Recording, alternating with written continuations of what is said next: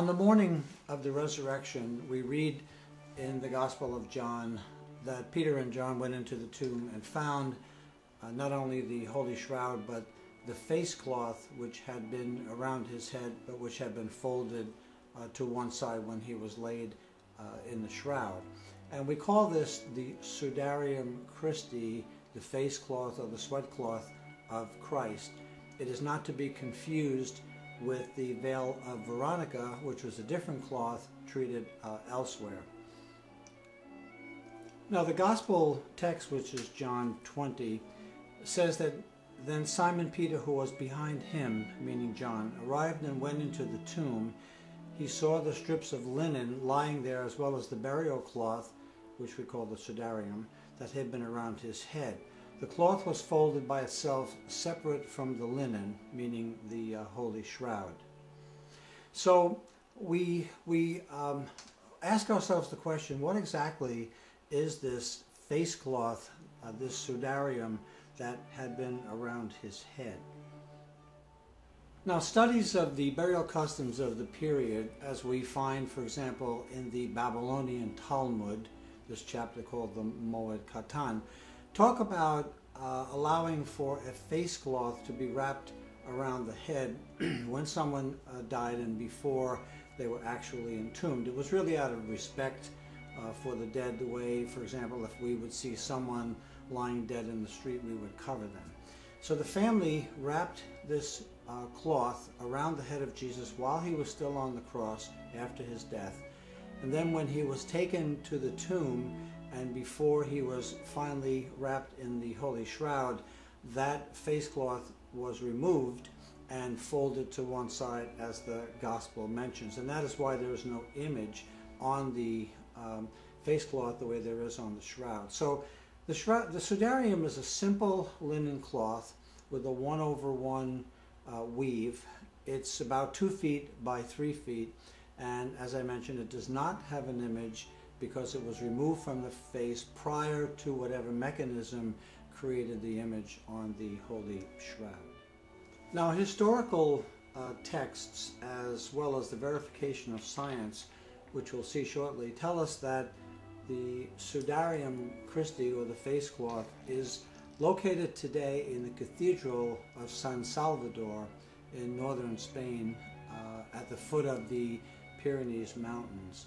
And it had really been identified in Jerusalem around 614, when it left Jerusalem in the face of the onslaught of the Muslim invasion, had gone through Egypt, across North Africa, staying one step ahead of the invasion, and wound up in Spain, in Toledo, and then eventually made its way to northern Spain for protection. Here we see an actual photograph of the SUDARIUM, which is, I mentioned, about 2 feet by 3 feet. And the fascinating part about the SUDARIUM is that it matches in many ways exactly what we see on the image on the Shroud of Turin. And we're going to discuss some of these points shortly. But for example, here on the left, these markings, which come from piercing marks on the back of the head, match exactly the pierce marks on the back of the head of the shroud. We see the image of the nose and the blood and serum flow which came out of the nose when the body was laid horizontally. And the reason that you see the double image of the nose is that the cloth, as demonstrated by Mark Guscan, who is a scholar on the SUDARIUM, the cloth was folded back over itself. It's almost like a Rorschach image, leaving a double image of the nose. Here is a picture of the chapel in which the SUDARIUM is secured today. Shroud scholar Mark Guscan in Spain demonstrated for us at one point at a conference in Italy how the SUDARIUM was wrapped around the head while Jesus was still on the cross, and then wrapped back over itself, leaving the double image.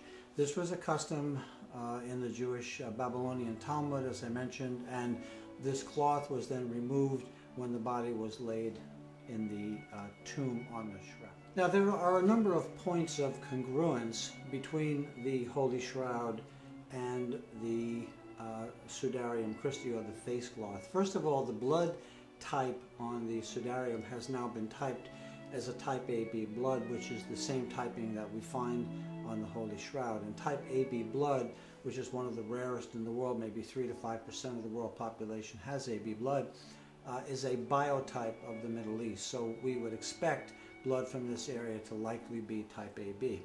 The pollen around the head, which is identified on the SUDARIUM, is Gundalia tourneforti, which is the thorn thistle pollen from a thorn thistle bush indigenous to Jerusalem. We know that because we find the same pollen on the Shroud of Turin, and as Professor Avinoam Danin points out from Hebrew University, this is a pollen indigenous to that area of Jerusalem.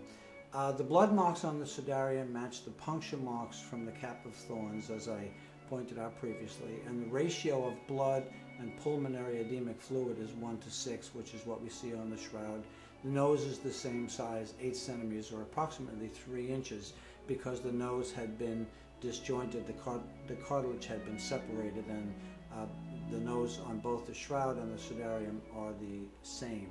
And as Professor Danin from Hebrew University pointed out, the fact that we can identify one cloth as clearly going back as far as 614 means that both cloths touched the same face at different points in the crucifixion process, making the Shroud much, much older than, for example, the carbon-14 test determined in 1988, which has now been reversed.